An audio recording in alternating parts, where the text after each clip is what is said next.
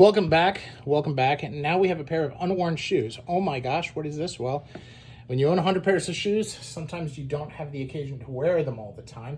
And this is a special pair. This is an edition of 50.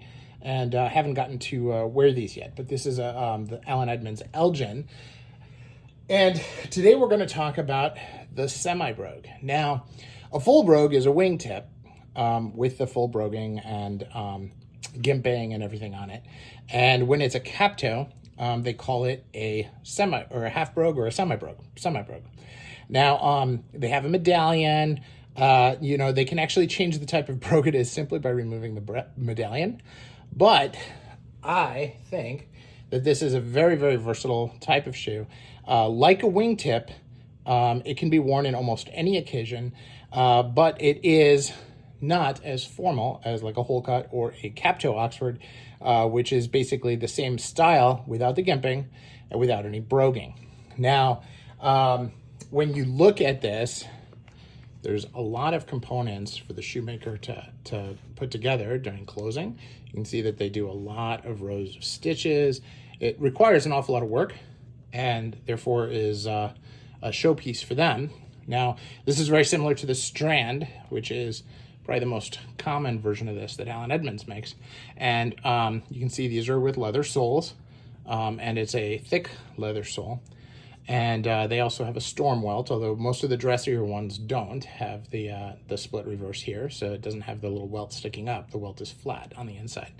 But this is a gorgeous example in suede, I might add, and is something that I think that most beginning wardrobes need.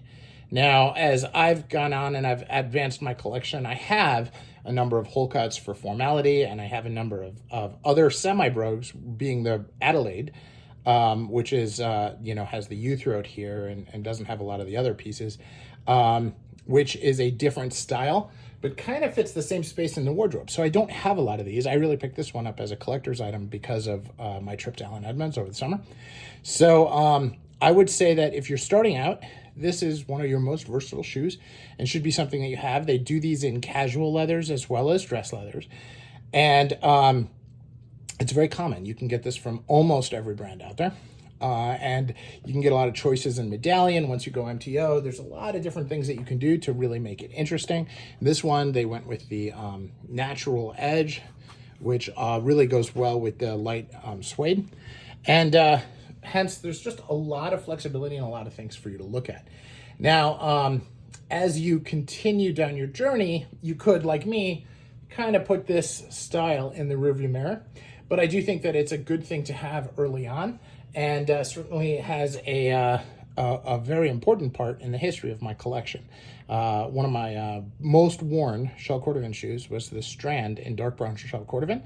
And really, that was the shoe that turned me back towards shell cordovan after having the leads for about 10 years and deciding that it wasn't for me. So think about it. Let's talk about in the comments below what your experience is with the semi-brogue or cap toe Oxfords, and why you think that they are great and or something that is less important in a modern collection. Thanks.